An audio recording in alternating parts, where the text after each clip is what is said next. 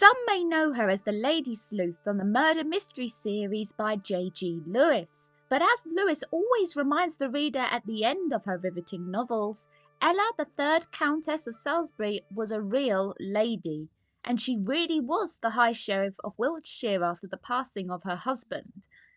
I'm afraid there is no Drogo or Little Lost Girl though. Here's the tale of a woman in power that you likely haven't heard of. This is HERstory.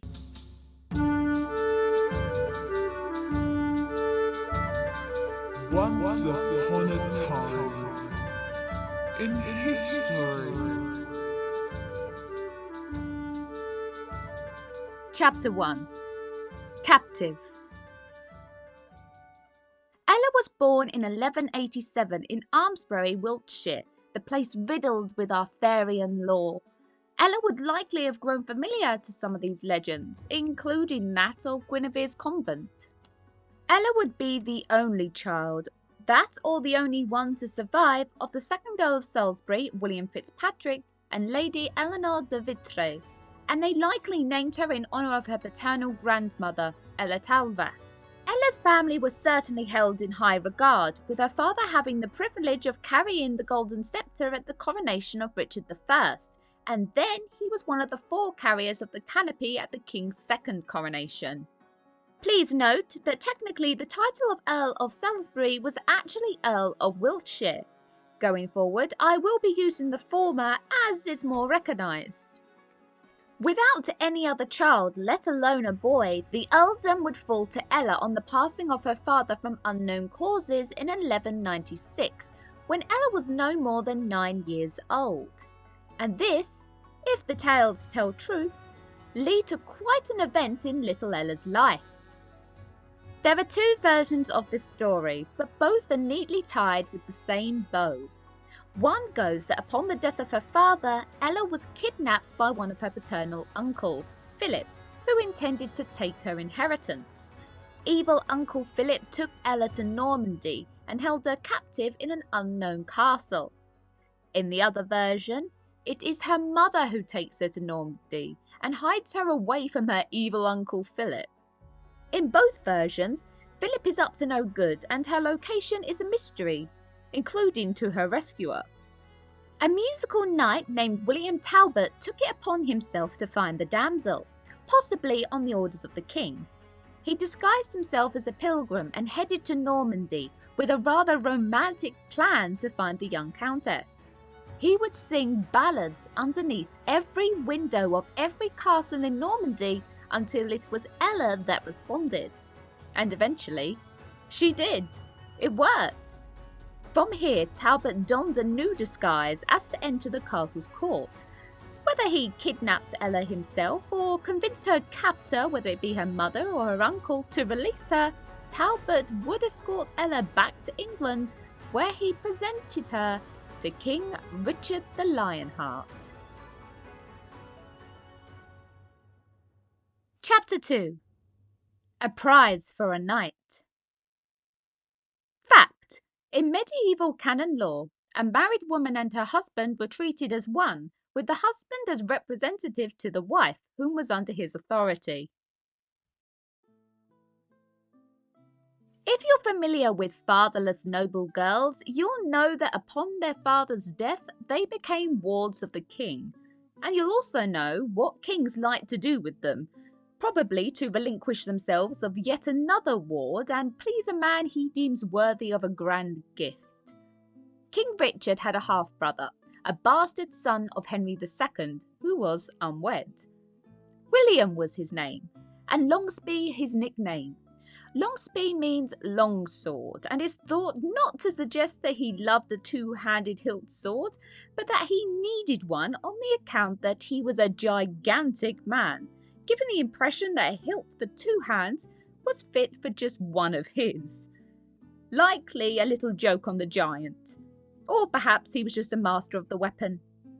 And Richard, seemingly before Ela was taken out of the country, had promised his ward to William. It's possible that arrangements had begun with Ela's father before he died. The couple married in 1196.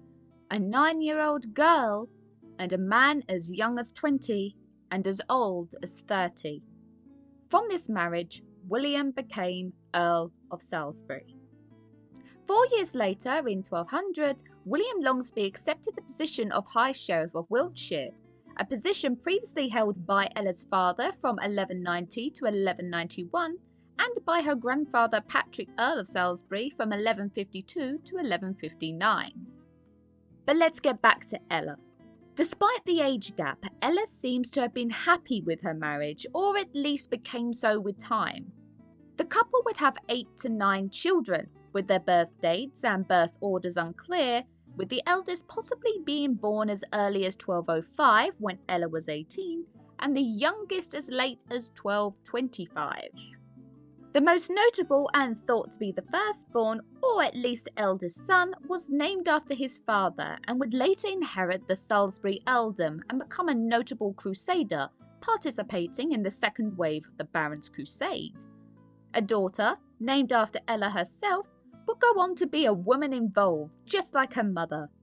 Daughter Ela was a great religious benefactor, contributed to the foundation of Merton College in Oxford, and was involved with her husband's property transactions. Also, her second marriage was a love match which she fought for. Another son, likely the youngest, was Stephen, who would go on to become the Seneschal of Gascony and have to suffer disputes with the young man later known as Edward I. Ela's other children consist of Ida, Pernell, Mary, Margaret, Bishop Nicholas of Salisbury, Petronilla, and Isabella. During the years, Ela's husband held the position of High Sheriff twice. The first, previously mentioned, lasted until 1203, and then the second run commenced in 1215.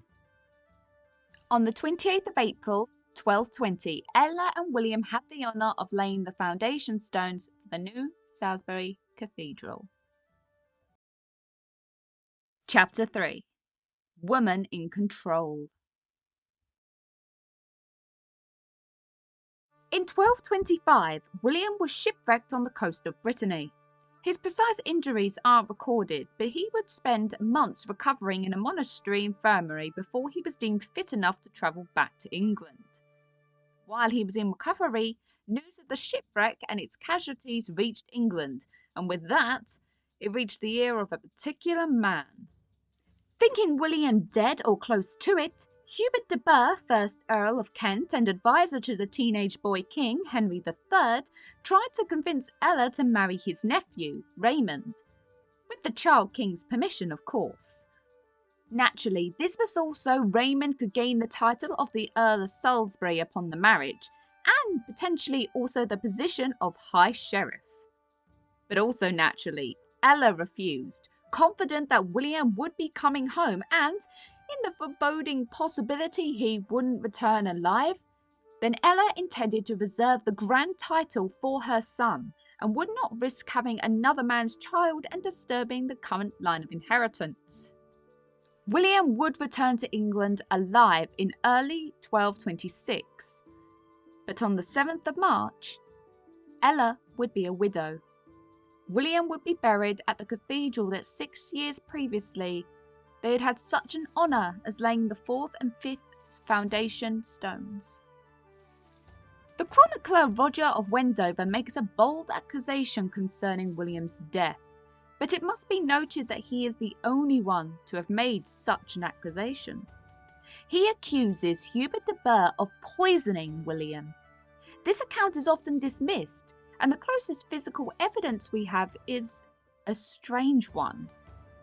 For in 1791, William was briefly disinterred. Curled up in his skull was a mummified rat. That rat would later show to have traces of arsenic, and it's currently on display at Salisbury Cathedral for anyone who'd like to see it. After the death of William, Ela still rejected the premise of remarriage, pointing to Clause 8 of the Magna Carta produced in the previous year. No widow is to be distrained to marry while she wishes to live without a husband.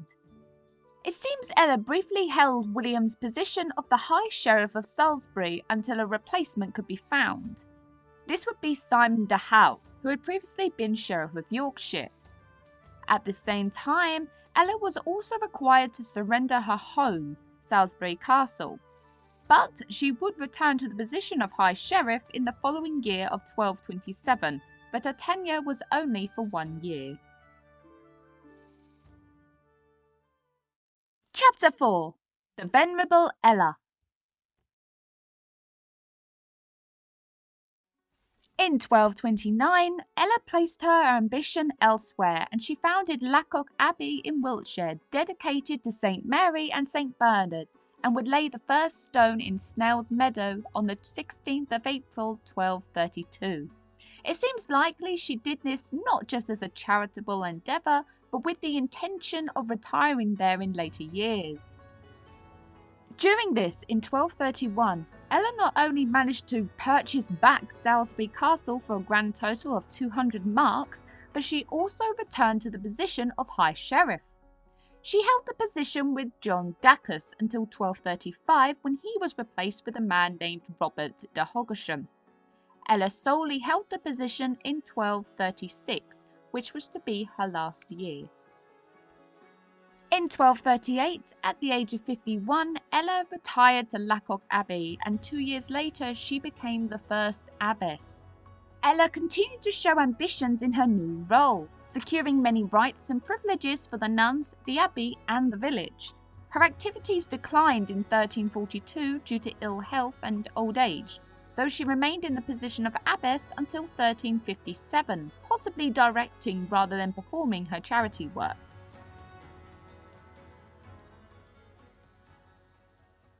Chapter 5. Legacy.